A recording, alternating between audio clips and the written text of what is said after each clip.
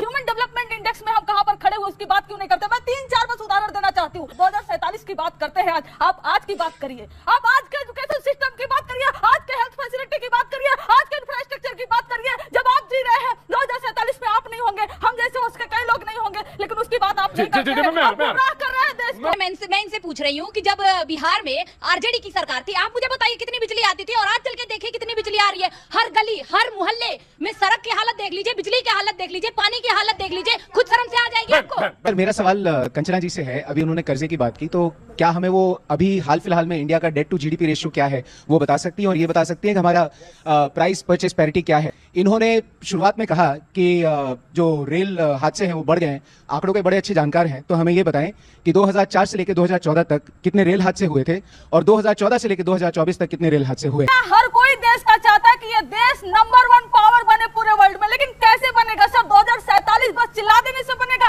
आप income equality की बात क्यों नहीं करते हैं? ह्यूमन डेवलपमेंट इंडेक्स में हम कहां पर खड़े हुए उसकी बात क्यों नहीं करते? मैं 3-4 बस उदाहरण देना चाहती हूँ। एक उदाहरण G20 का, पूरे कंट्री को, देश को बुलाए क्या हमारे देश में, वर्ल्ड की टॉप कंट्रीज को बुलाया हमारे देश में, और यहाँ पर देखो और ग्रीन कवर से झोपड़ियों को, झुग्गियों को छुपा दिए है। क्या आप गरीबी को छुपाकर दुनिया में यह दिखाना चाहते हो कि हम कितना बड़े इकोनॉमिक पावर हैं? और दूसरा बात, अभी जो एक दिल्ली में एक कोचिंग सेंटर में बेसमेंट में जो 3 बच्चे मिले, लैक ऑफ इंफ्रास्ट्रक्चर जो फैसिलिटी है, और उसको कैसे एनओसी दिया जाता है, पूरी तरीके से दिखाया कि दिल्ली में चलने वाली जितनी भी कोचिंग सेंटर हैं कैसे चल रही हैं, वो तो एक दिखा, लेकिन सारे कोचिंग सेंटरों का यही हाल है। जब तक कुछ होगा नहीं, इनका ध्यान जाएगा नहीं। अभी आएंगे, स्टेट गवर्नमेंट की जिम्मेदारी है, इनकी जिम्मेदारी है, करेंगे। लेकिन मैं तीसरा एग्जांपल, तो उत्तर प्रदेश में हुआ 121 लोग हाथरस में मारे गए, 121 लोग, जो बाबा में अगर वो हेल्थ फैसिलिटी वहां पर होती तो कितनी जानें बच चुकी होती। एम्बुलेंस नहीं था, हॉस्पिटल नहीं था, हॉस्पिटल पहुंचे तो डॉक्टर नहीं था, सिलेंडर नहीं था, कुछ नहीं था, और 121 जानें चली गई।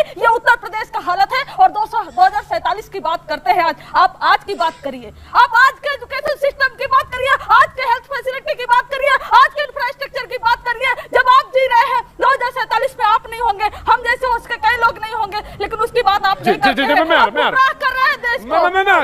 मैं बिल्कुल आपको वाजपेयी जी का टर्न है, वाजपेयी जी का टर्न मैं दे दूंगा।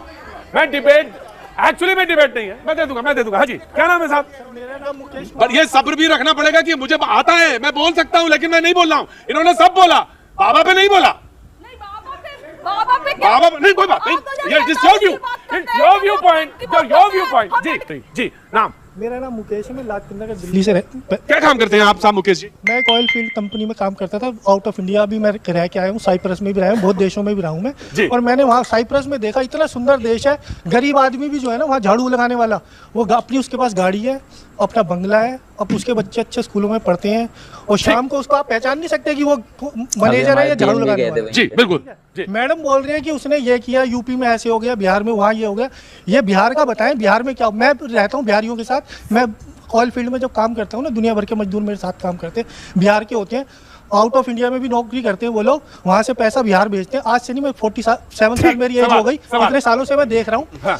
वो पैसा बिहार भेजते हैं, बेचारों की हालत इतनी बुरी होती है, बाद में फिर आते हैं नौकरी करने, उनके घरों में ये हो गया, कभी वो हो गया, लूट मार। सवाल यहाँ से ये निकाला, मैं बैठा रहा हूँ आपको, सवाल मैंने ये निकाला कि पलायन जैसे शब्द जो हैं, जो चाहे वो इंटरस्टेट हो, चाहे देश के बाहर के पलायन हो, 2047 में हम ऐसे मुल्क बने जिसमें हमारे पास हर हाथ को देने के लिए काम हो, ये ऐसा मुल्क होगा तो सशक्त भारत नजर आएगा। जी क्या करती हैं आप? मैं हाउसवाइफ हूँ। बहुत बहुत प्रणाम है आपको। ठीक है, मैं जो बिजली की बात कर रहे हैं, मैं इनसे पूछ रही हूँ कि जब बिहार में आरजेडी की सरकार थी, आप मुझे बताइए कितनी बिजली आती थी और आज चल के देखिए कितनी बिजली आ रही है। हर गली हर मोहल्ले में सड़क की हालत देख लीजिए, बिजली की हालत देख लीजिए, पानी की हालत देख लीजिए, खुद शर्म से आ जाएगी आपको। पता चल जाएगा। देखिए 3 महीने के अंदर बहन, ये सवाल नहीं था कि बीजेपी के शासनकाल में बिजली आ रही है या आरजेडी के, नहीं ये सवाल ही नहीं था बहन, ये था कि जब कल आपका पोता होगा तो क्या वो भी यही रोएगा? सवाल ये था। इस मुल्क की उन्नति के लिए हम क्या आज की क्लास में जाएंगे या आज के क्लास में जाए बगैर मेरा काम चल जाएगा? अगर मेरा आज के क्लास में जाए बगैर काम चल जाएगा, हमें आपकी मीटिंग में अटेंड ही नहीं करनी, हमें आपके यहाँ जाना ही नहीं, तब तो ये बहस का ही मतलब बेकार हो। और उस हिसाब से तो मैं गोदी मीडिया हो गया फिर। हाँ जी, क्या जी, फिर से बोलिए। ये भगोड़े नहीं, ये भी नहीं, ये शब्द बिल्कुल खराब है, मैं विपक्ष के लिए बोलना भी नहीं चाहिए।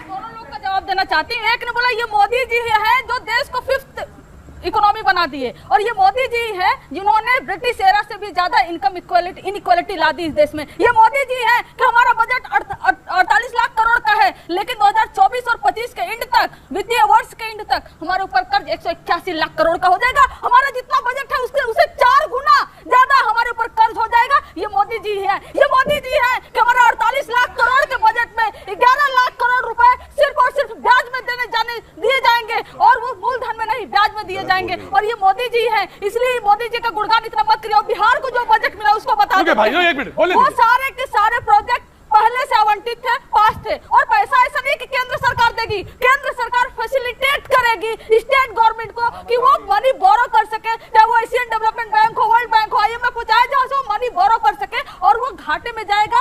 राज्य के फिस्कल डेफिसिट वो केंद्र सरकार के घाटे में नहीं होगा, वो राज्य बिहार सरकार के घाटे में होगा। कल का जो मुख्यमंत्री बनेगा उसके ऊपर ये कर्ज होगा। ये नीतीश कुमार जी ठीक, मैं आप जवाब देंगे। जी, कौन सवाल पूछेगा भाई? और इतने सवाल, तब तो 2047 में निश्चित तौर से हम पहुंच रहे हैं बढ़िया तरीके से। सर, मेरा सवाल कंचना जी से है। अभी उन्होंने कर्जे की बात की, तो क्या हमें वो अभी हाल फिलहाल में इंडिया का डेट टू GDP रेशियो क्या है वो बता सकती हैं, और ये बता सकती हैं कि हमारा प्राइस परचेस पैरिटी क्या है, और CPI इंडेक्स क्या है, इसके बारे में जरा हमें अवगत कराएं। अर्थशास्त्र की बात चल रही है, अभी मजा आएगा ना भिड़ो। दूसरा मेरा सवाल आलोक जी से है। इन्होंने शुरुआत में कहा कि जो रेल हादसे हैं वो बढ़ गए हैं, आंकड़ों के बड़े अच्छे जानकार हैं, तो हमें ये बताएं कि 2004 से लेकर 2014 तक कितने रेल हादसे हुए थे, और 2014 से लेकर 2024 तक कितने रेल हादसे हुए हैं, आंकड़े बताएं। एक बात बस मैं इनसे पूरा उत्तर देता हूं। तो आप किसी से जवाब नहीं मांग पाओगे और भाग जाओगे स्टूडियो छोड़कर। अच्छा, अगर हम आंकड़े पूछ लिए ना, 10 साल के आंकड़े हमने पूछ लिए, 10 साल के आंकड़े हमने बोले, अभी खुद तो ये- भागने को यही बोला था कि लड़ाई करने लगते हैं। को भागने की बात कर रही है। खड़ी हुई। खुद तो यहाँ खड़े होकर बात कर रही थी। हम यहाँ खड़े हो यही रहे हैं। यही दिक्कत है।